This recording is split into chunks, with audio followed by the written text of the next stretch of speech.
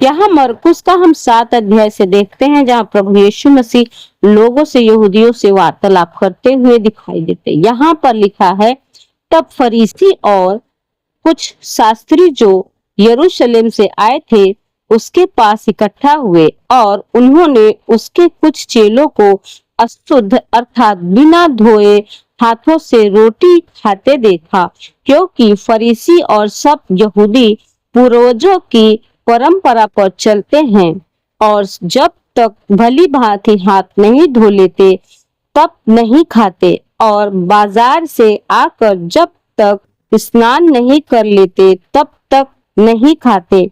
और बहुत से अन्य बातें हैं जो उनके पास मानने के लिए पहुंचाई गई हैं, जैसे कटोरे और लोटे और तांबे के बर्तनों को धोना मांजना। इसलिए उन फरीसियों और शास्त्रियों ने उससे पूछा, तेरे चेले क्यों पूर्वजों की परंपराओं पर नहीं चलते और बिना धोए हाथों से रोटी खाते हैं?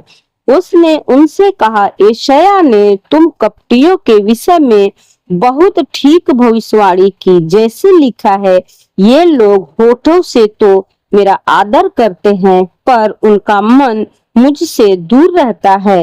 ये व्यर्थ मेरी उपासना करते हैं, क्योंकि मनुष्य की आज्ञाओं को धर्म उपदेश करके सिखाते हैं, क्योंकि तुम परमेश्वर की आज्ञा को टालकर मनुष्य की रीति को मानते हो।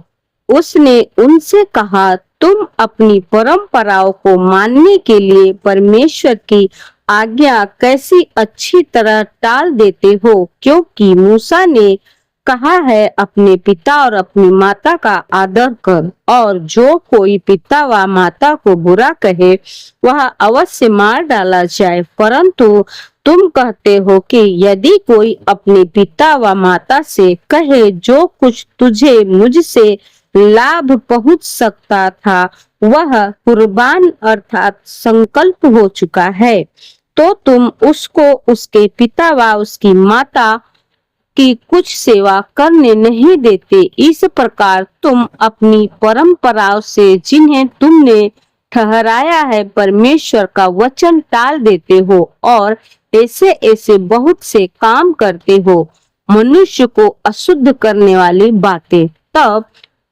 उनसे लोगों को अपने पास बुलाकर उनसे कहा, तुम सब मेरी सुनो और समझो।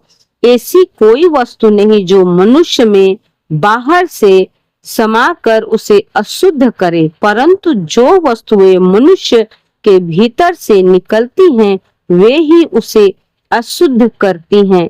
यदि किसी के सुनने के कान हो तो सुन ले।